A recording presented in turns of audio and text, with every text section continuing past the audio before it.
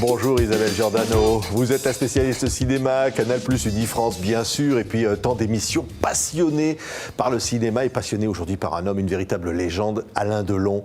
Vous publiez un livre chez Gallimard absolument incroyable, film par film. Vous retracez toute la carrière, on va dire, du samouraï, de ce géant. C'est bien résumé, et tout part d'une rencontre. C'est un personnage que j'ai eu l'occasion de rencontrer à plusieurs reprises sur des tournages, et c'est vrai qu'il m'a toujours fasciné, Alain Delon, avec une sorte de méfiance, un peu, parce qu'on racontait tellement de choses sur lui, et à chaque fois que je l'ai interviewé, j'ai trouvé que c'était un homme d'une grande empathie, d'une grande gentillesse. Il n'est pas comme on croit, c'est-à-dire il n'a pas l'image qu'on veut donner de lui, c'est ça? Alors ça dépend peut-être avec les... Je pense que sur certains tournages, il a été particulièrement autoritaire, mais je pense qu'il n'est peut-être pas de la même manière, est-ce qu'on n'est pas de la même manière avec tout le monde. Ouais. En tout cas avec moi, je n'ai jamais eu de problème avec lui, mais j'ai toujours trouvé qu'il avait des histoires passionnantes à raconter sur tous les réalisateurs avec lesquels il a travaillé. Alors on va parler de ses films, parce que c'est le principe du livre, mais d'abord le personnage, est-ce qu'il y a plusieurs Alain Delon? C'est quoi? C'est un caméléon? Ah, c'est un vrai caméléon, et tout d'abord, je crois que c'est son enfance qui le façonne. S'il est Alain Delon, c'est parce qu'il a vécu son enfance, et vous savez, ce début de vie, il rentre dans la vie en allant quand même passer 3-4 ans à l'armée en Indochine, c'est quand même compliqué comme démarrage. Il est apprenti charcutier. Apprenti charcutier, un contexte familial compliqué, enfin voilà, il a eu quand même une enfance un peu difficile, et je pense que le jour où il est propulsé comme ça sous les caméras, ça vient un peu par hasard parce qu'il balade à Cannes avec son copain Jean-Claude Brialy, donc voilà, il a quand même cette gueule qui fascine, donc il se retrouve comme ça assez vite, il a une vingtaine d'années, il est très jeune, il devient star du jour au lendemain, mais c'est vrai qu'avec son animalité, son instinct, il prend conscience de la nécessité de choisir de bonnes histoires et de bons metteurs en scène. Oui, alors il va très vite tourner avec les plus grands de son époque. Alors parlons des films, en Isabelle Giordano, parce que ce vous livre... avez à la fois Rocco et ses frères, Le Guépard, Plein Soleil, il y a une succession comme ça, il y en a au moins 5 ou 6 qui s'enchaînent les uns derrière les autres. Visconti, René Clément, tous les plus grands réalisateurs sont fascinés par Delon. Et puis il passe d'un rôle à l'autre, quand vous disiez effectivement il y a plusieurs Alain Delon, il est capable de revêtir un bel habit d'uniforme, etc. Dans Christine avec Romy Schneider ou dans Le Guépard, et puis après on le retrouve en boxeur à moitié nu dans Rocco et ses frères, et il est crédible dans les deux registres. Oui, alors il y a la beauté évidemment de Delon à ce moment-là qui joue, et le charisme particulier. Oui, moi je trouve que l'écrivain Jean-Marc Parisi a eu les mots justes pour qualifier cette beauté. C'est pas juste la beauté d'une statue grecque, pour moi c'est la beauté du diable, parce qu'il y a quelque chose toujours un petit peu ambigu, et c'est pour ça que j'aime particulièrement Plein Soleil, parce qu'il joue le rôle d'un méchant qui est capable de tuer avec ses mains, etc. Enfin voilà, et je trouve que dans sa beauté, dans son regard, il y a toujours quelque chose où on doit se méfier. Il y a quand même quelque chose à la fois un une peu sorte de tendresse, de vulnérabilité, et en même temps une force sauvage. Ah oui. Vous parliez d'animalité. Hein. Oui, tout à fait. Et puis bon, il a joué de son corps et de son physique, pas juste de sa belle gueule, puisqu'on connaît aussi tous ses rôles où effectivement Zorro, etc. Enfin, il apparaît vraiment comme un cavalier émérite et puis comme quelqu'un d'assez sportif. Il fascine les plus grands réalisateurs, il fascine le public, il devient une idole absolue. Oui, et puis surtout, il y a Melville. Je pense qu'on ne peut pas parler d'Alain Delon sans parler de Melville et de ces rôles où tout d'un coup, c'est moins le visage, c'est moins les muscles, c'est moins le côté baroudeur, etc. Parce qu'il a démarré quand même avec des rôles un peu de garde du corps, etc. Et c'est vrai que tout est en intériorité. Et là, il montre une autre facette de lui. Il est capable, avec un chapeau, un regard et un imperméable, avec des rôles très silencieux. Chez Melville, tout d'un coup, il impose un autre style. Et ça aussi, je trouve que c'est intéressant dans sa carrière. Il a, comme tout le monde, il y a eu des pleins et des déliés dans sa carrière, et surtout vers la fin, c'est un autre style de film. Mais je trouve que c'est très intéressant de le suivre, en tout cas sur les 30 premières années de sa vie, de voir à quel point il est capable d'aller d'un rôle à l'autre avec beaucoup de subtilité. Oui, alors Melville, c'est Le Clan des Siciliens, c'est aussi Mélodie en sous-sol, c'est la rencontre avec Gabin. Et puis le samouraï, vous l'avez cité, puis Gabin. Donc Gabin, parce qu'en fait, il fait partie, avec Belmondo, avec d'autres, de ces monstres sacrés. Il intègre ce clan des monstres sacrés. Oui, c'est venu petit à petit. Et je pense que Delon est Delon parce qu'il sait aussi aller vers les bons partenaires. Au début, Romy Schneider, Claudia Cardinal, etc.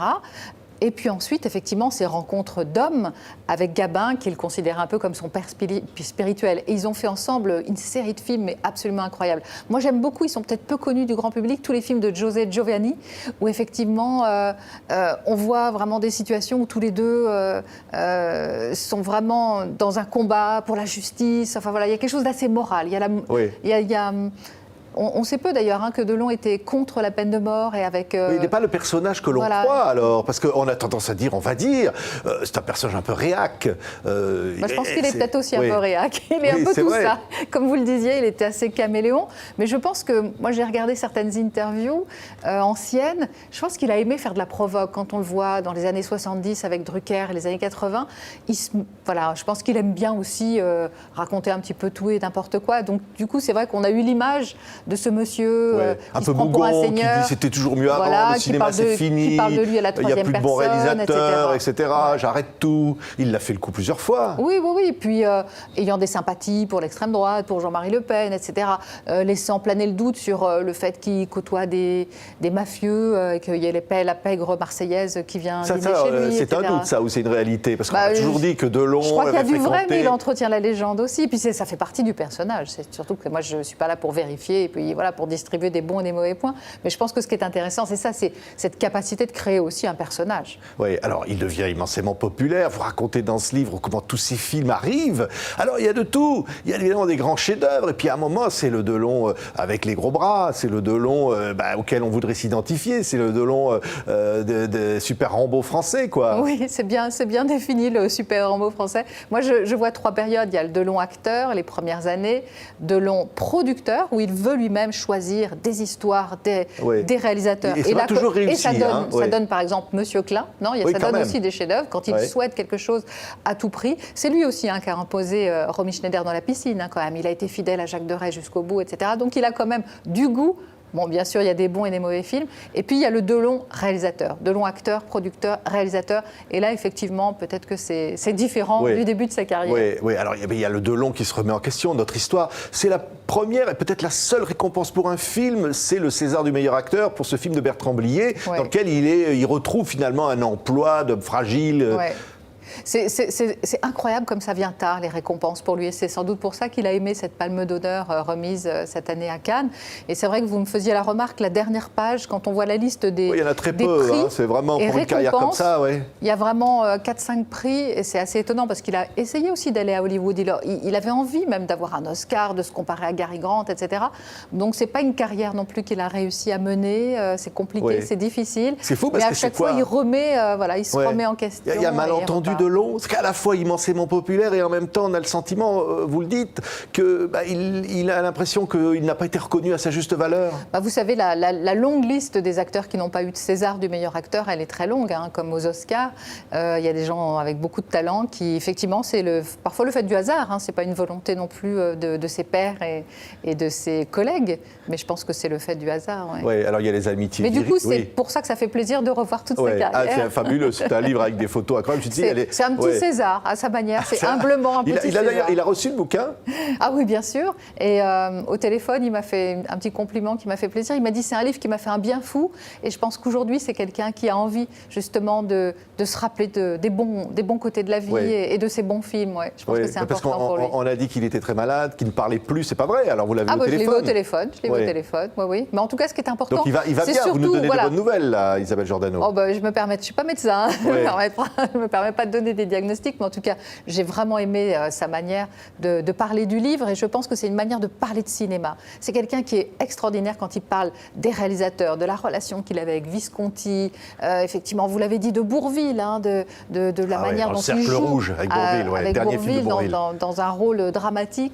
Je pense que pour la jeune génération, s'il y a des films qu'ils ont un peu loupés, c'est l'occasion ou jamais quand même de les revoir. Oui, et puis alors, on parlait des amitiés viriles, je voulais en placer une là-dessus, évidemment, avec Gabin, Bebel et les autres, etc. Puis il y a ces amours absolument incroyables avec Romy Schneider, et puis Mireille d'Arc. Et là, il y a des relations passionnelles avec ces comédiennes. Ah, complètement, et puis je crois qu'effectivement, c'est pas vraiment un homme à femme, mais c'est un homme de fidélité. Malgré la séparation avec Romy Schneider, il est resté d'une grande fidélité à Romy Schneider jusqu'au dernier souffle, et puis de la même manière avec Mireille d'Arc, avec Nathalie Delon. Je pense qu'il a eu effectivement des belles histoires d'amour et puis des partenaires au cinéma. Moi, je parle surtout de cinéma et de ses personnages et de ses rôles. Il choisit des rôles particuliers. Est-ce qu'il a vécu? Mais c'est vrai qu'il aime bien choisir des rôles de séducteurs, quand même. Est-ce qu'il a vécu en étant Alain Delon, en jouant Alain Delon, enfin, parlant de lui à la troisième personne, parfois on en rit, mais est-ce qu'il a vraiment vécu Alain Delon? Est-ce qu'il a réussi à avoir... Est-ce que sa vie ne lui a pas échappé, au fond? J'ai du mal à répondre à cette question, mais en tout cas, si on regarde ses films, je pense qu'il est lui-même aujourd'hui satisfait de cette grande carrière qu'il a eue. Sa vie, c'est autre chose et il n'y a que lui qui peut en juger. Je pense qu'il est, en tout cas de ce que j'ai vu à Cannes il y a quelques mois, très heureux d'avoir cette belle relation avec sa fille notamment. Mais en même temps, voilà, moi je suis surtout là pour parler de ses rôles et ses rôles racontent quand même une petite histoire de France aussi. C'est la France des années 60, des années 70. Voilà, moi j'adore revoir ces anciens films où on les voit rouler dans des voitures, les dauphines, les deux chevaux, etc.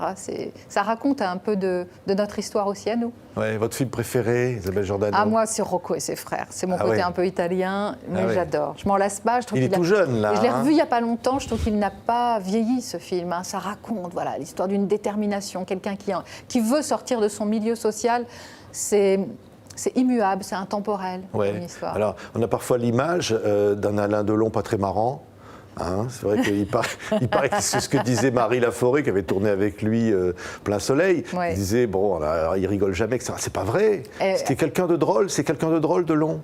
Écoutez, moi, chaque fois que je l'ai vu, j'ai pas eu affaire à quelqu'un qui était renfrogné. Mais je peux pas vraiment vous définir sa manière d'être au jour le jour. Oui, mais c'est un mot qui résume. Mais c'est vrai que c'est amusant de se replonger effectivement dans les souvenirs de Marie Laforêt, qui était extraordinaire et qui effectivement n'a pas tellement aimé sa collaboration avec Delon et Maurice pourtant, Paunet. Quel séducteur! Comment on pouvait passer à côté de Delon? Hein? Isabelle, vous ne seriez pas passée à côté. Hein? Écoutez, moi je suis une humble biographe, mais c'est quelqu'un d'assez fascinant.